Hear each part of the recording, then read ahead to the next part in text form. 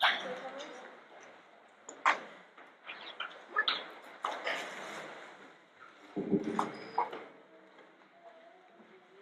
everyone. How are you doing? Good? Happy Easter? It's nice to be with you. I passed the valley on the way in, counting chocolates around here. Looking very downtrodden, this buddy was. Found out that it's not Columbus Day at all. Very sad for me today. But nevertheless, it's a joyful day for us. That's the main thing. Let's bow our heads for a moment. Heavenly Father, Lord, we thank you so much. We thank you for everything. Thank you for life, thank you for that. Lord, as we open your word and continue this story and we get to that great, glorious morning in your eyes, we ask that you will become a real living person in this room, that you will continue to live in each person's life, that the Holy Spirit will continue to breathe life into every situation. Lord, take words that I speak from you, may be from you, and may they touch each heart and be one in Jesus' name.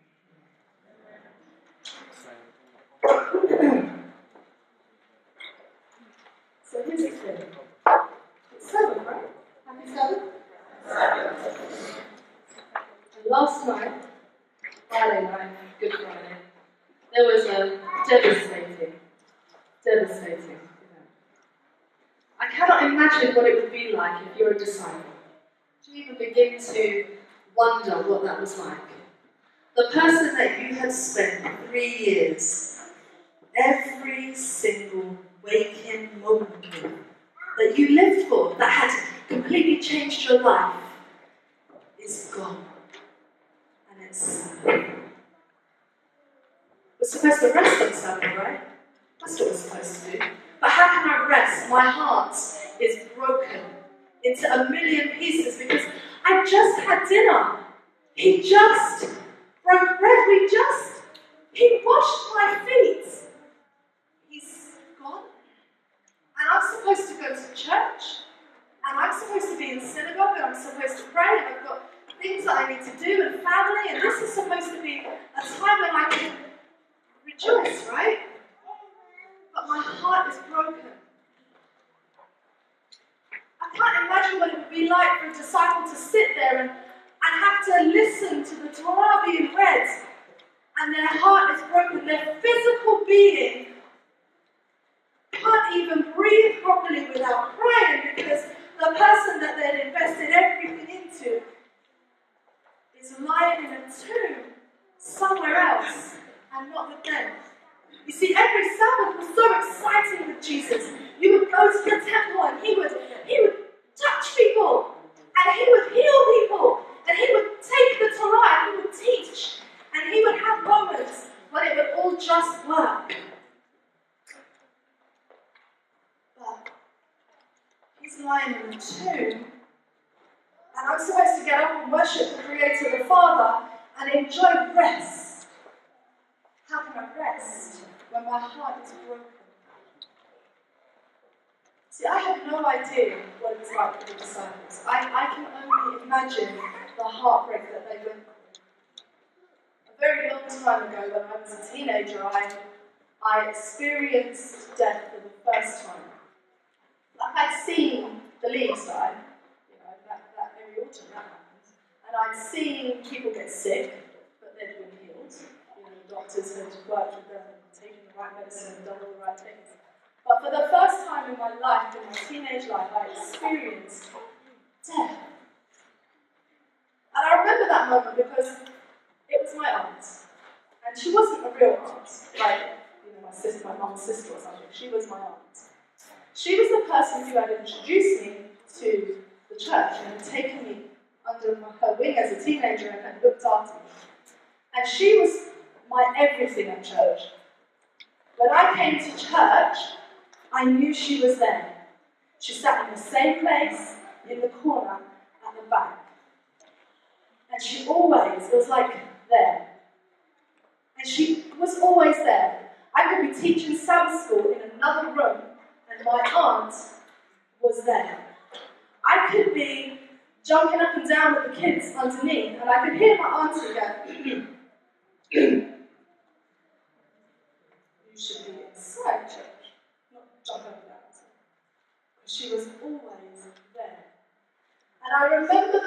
morning waking up and finding out that news that my aunt was no longer with us. And I don't remember my first Sabbath as an Adventist. I don't know how many of you remember that. Do you remember your first Sabbath when you really figured out that you were an Adventist and you were going to church? I don't remember that first Sabbath, right? It's a long time ago for me, and I have no recollection of what that moment was like when I walked into church and, oh, this is what Sabbath is about. Oh, this is what rest is. Oh, God created the earth in 6 days, and on the seventh day He rested, and He wants us to talk to Him. So I don't remember that moment. But I remember my first Sabbath after my aunt died. I remember walking into the church and she was not there. I remember being there, and all the time my eyes would dart to the back corner where she would sit, and she was not there.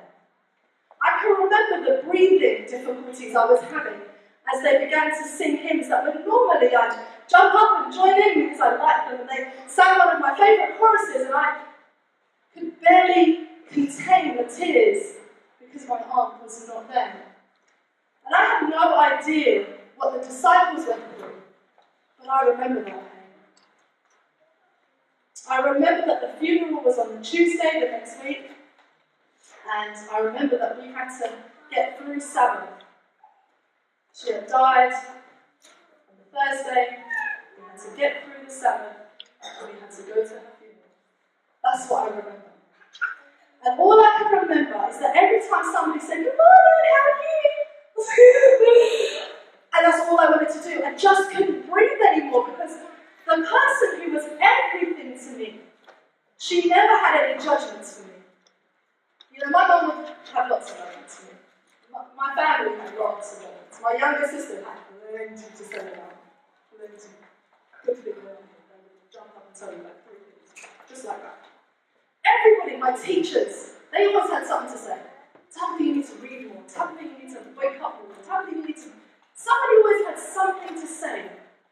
But my aunt just had love. Now, other people didn't see her that way. Other people thought she was kind of the mean person that sat back at church. She kind of had that sad face. And if you sang the wrong note, she kind of did that sigh like, she was never discreet about it. Never. And there was a woman I remember who used to sing at church a lot, always sang the wrong note. And every time she sang, my heart would go. And there I was at church, and my aunt wasn't there. The person who introduced me to what love was, who showed me what it was to love someone unconditionally, to believe in them. You know, she believed in everything I did, without question. She never sort of said, yeah, you should teach Sabbath school, but you know, maybe you should, go and get some training first. I don't know, maybe you should have someone else do it first. She just went, I think you can do this, go. Got any questions? Ask somebody else, and I'll let you get answered. A great sense of humour. She was. And there I was that Sabbath when I should have been resting and fellowshipping and enjoying my family. And all I could do, the only thing I could do, was look at her empty seat. And I remember an usher went to put someone in the chair, and I could just remember all the little gasps that came up because that's it, she's not with us anymore.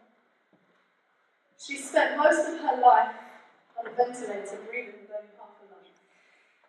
She spent most of her life on drugs that I really just don't know the name of. There were so many I couldn't tell you. And she was the most peaceful person I ever knew. And all of that died that day. And all that was left with was pain. Can you imagine what the disciples went through?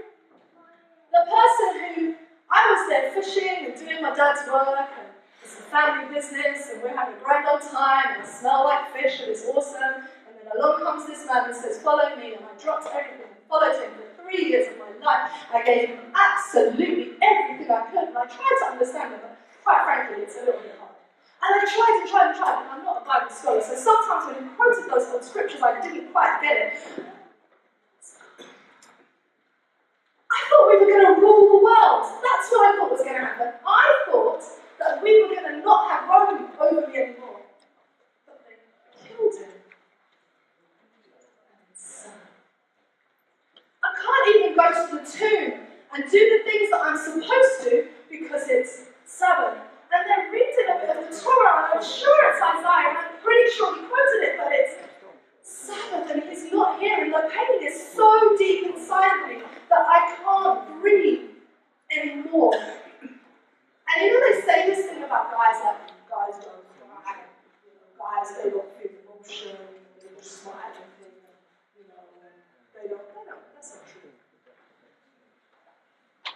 There are many of you who are sitting here with wives and families, and if somebody took that person from you, you know what your response is, right? Because you would be devastated. You know that you're supposed to be a man and you're supposed to brave it out and be strong for everybody and do that, but really you're crushed and all you can do is cry because the person that you have lived for is gone. The person that was waking up with you every morning and smiled at you and gave you joy is no longer there. The person that you tried to help is not there. If it's your mother or father or whoever it was that you used to have all of those fun little moments with, which made you smile, has been cruelly snatched from you and you can't breathe anymore. And you're struggling to hold back tears and somebody asks you how you're doing and your automatic response is, fine. And what do you really want to say? I can't breathe, they've gone. I can't do this. How am I supposed to be a teacher tomorrow when he's gone? How can I possibly feel happy and excited when the person that I've walked with for 3 years, spent nights in strange places, healed people I shouldn't, people have no business, he's opened my mind and now it's closing in on me and it's sad. We should rest. And we should worship. And we should be happy to see one another. But there are other disciples with me and